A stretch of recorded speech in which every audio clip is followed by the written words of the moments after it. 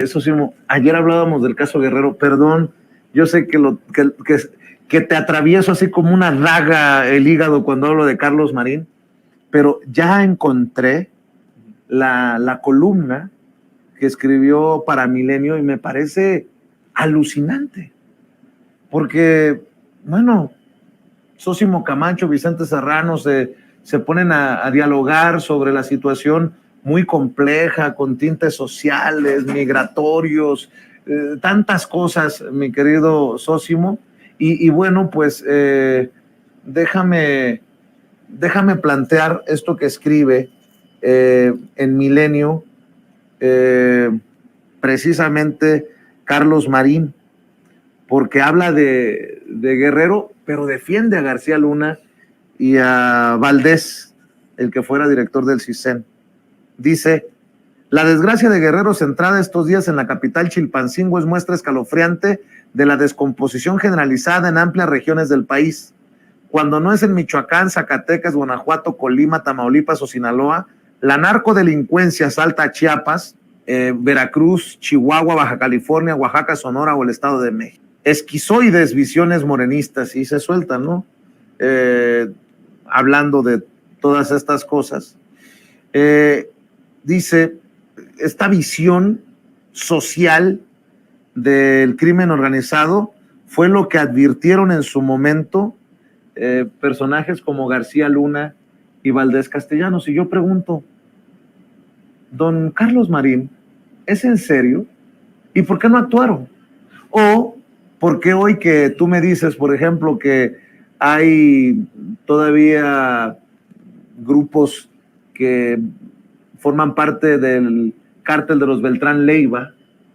Si había presencia del cártel de los Beltrán Leiva en Guerrero, ¿por qué se les permitió actuar? ¿Sería porque García Luna tenía sus arreglos con el jefe del cártel, Arturo Beltrán Leiva? En fin, me parece una grosería lo que se dice muchas veces en medios y por plumas como este personaje. Yo quiero regresar a esto porque no quiero que alguien se vaya a confundir. Ahora resulta que García Luna, el que está en el bote, declarado culpable por su contubernio con el crimen organizado, tenía la razón de su radiografía, de su evaluación de este México que hoy sigue sufriendo las consecuencias de esos negocitos en lo oscurito con el crimen organizado. Pues es que, Vicente, ya no sé si este tipo de discursos pues es por una estupidez realmente supina o pues por seguirle haciendo el favor a este tipo de personajes. Es que pensemos, Vicente, ¿cómo es posible que tú ahora digas que tenía razón García Luna, aquel que estaba al frente de la Secretaría de Seguridad Pública mientras al mismo tiempo era integrante del narcotráfico? ¿Y qué tipo de diagnóstico sacó? Ninguno. ¿Qué tipo de éxito tuvieron? Ninguno. Y tendremos que señalar, el sexenio de Felipe Calderón fue el que empoderó a los narcotraficantes de este país. Antes, los narcotraficantes de este país, los cárteles, no eran los más poderosos del mundo, incluso estaban subordinados a los colombianos, y eso no es solamente por poner un ejemplo. Fue precisamente el sexenio de Felipe Calderón, cuando estuvo al frente de la Secretaría de Seguridad Pública, este personaje al que tanto ama Carlos Marín, que es Genaro García Luna, pues fue cuando los cárteles mexicanos se convirtieron en los más poderosos del mundo. Llegaron a trasegar droga desde Asia, desde Australia, a inundar el mercado también europeo, no solamente el estadounidense.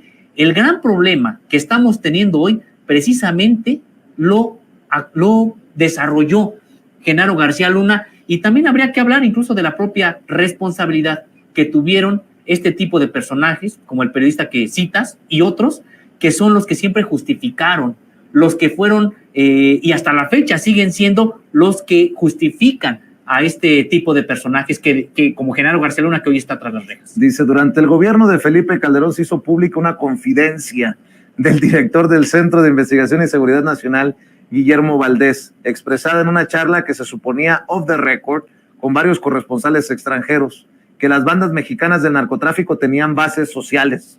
Meses después, el secretario federal de Seguridad Pública, Genaro García Luna, alertó sobre el riesgo de que la delincuencia organizada impusiera candidatos venían los comicios intermedios e incidiera en los resultados de la votación para sembrar a quienes quisieran en cargos de elección. Las dos aseveraciones provocaron histéricas y airadas reacciones en el ala progre del Congreso de la Unión, lloriqueando a partir de la tonta idea de que el pueblo es bueno y no se involucra en actividades criminales.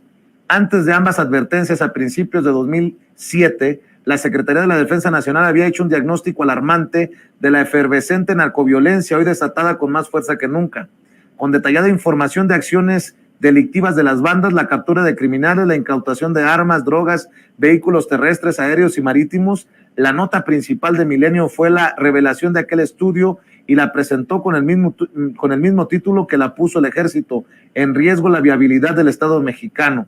Las referencias vienen a propósito de lo que hoy reconoce sin tapujos el gobierno del presidente López Obrador, sin que nadie haga el ridículo de desgarrarse las vestiduras por el pueblo, ni por el hecho de que el narcotráfico gobierne cuando menos a niveles municipales. En su mañanera del martes, al hablar del Chilpancingazo, el mandatario dijo: en Benemérito, que es un municipio limítrofe con Guatemala, en algunas localidades, no todas, la delincuencia organizada tiene bases, al grado que cuando aterricen aeronaves con cocaína y hay vigilancia, el Ejército y la Guardia tienen que actuar rápido porque alguna gente protege a delincuentes. De los disturbios en la capital guerrerense, afirmó que el verdadero interés fue proteger al crimen organizado y no es fácil llevar a cabo los decomisos de cocaína. Eso está pasando y lo estamos atendiendo, hablándole a la gente para que no se deje manipular. A su vez, la secretaria de Seguridad, Rosa Isela Rodríguez, dijo que los movilizados pretendían la liberación de los pandilleros, de dos pandilleros de la narcobanda Los Ardillos. Sin embargo, como se sabe ya, la descompresión del conflicto se dio sin que la supuesta exigencia fuera siquiera planteada por los protestantes. Volviendo al tema, a lo de la base social del narco, se añade la convicción presidencial sobre la narcoimposición de gobernantes. Llegaron a postular candidatos y a ganar presidencias municipales. Tenían, y en algunos lugares todavía tienen, autoridades que ellos impulsaron, dijo ayer. Tenían razón Valdés y García Luna, pero casi nadie se los reconocerá. Entiendo esta columna llena de ignorancias e insultos para nuestros pueblos, para nuestra gente de a pie, para la gente marginada, de parte de este esperpento llamado Carlos Marín. No conoce o escupe nada más ahí cosas cuando habla de las bases sociales. Yo sí voy a pegar de gritos por el pueblo que según él no es bueno. Dice Carlos Marín que lloriqueaban a partir de la tonta idea de que el pueblo es bueno y no se involucra en actividades criminales. Seguramente para él las 5,000 personas que fueron a la manifestación son criminales, son ardillos. No, o todo el país, para él todo el país, finalmente, digo, bajo esa lógica, para él todo el país, si existe narcotráfico en México es porque todos en este país nos inclinamos a algún tipo de actividades de ese tipo, ¿no? Pues en realidad, como bien comentabas, pues me parece que son afirmaciones totalmente sin sentido, pero hay algo, Vicente, y es algo que ya no platicamos el día de ayer. Me parece que es lo que están ensayando. ¿Con base en qué?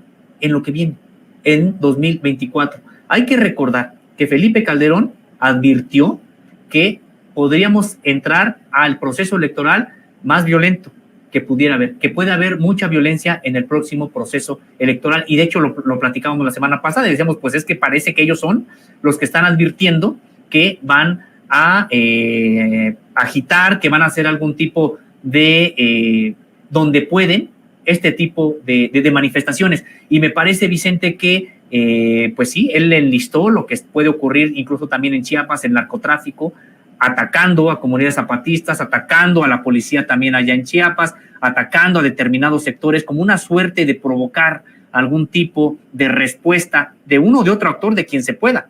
Lo vemos en Guerrero, con esta situación de los ardillos. Habrá que ver si no este ensayo que están haciendo los ardillos pues es precisamente con miras al próximo proceso electoral, y habría que ver quién está detrás. Pues los amigos de Genaro García Luna, puede ser, y de todos aquellos que lo han estado protegiendo.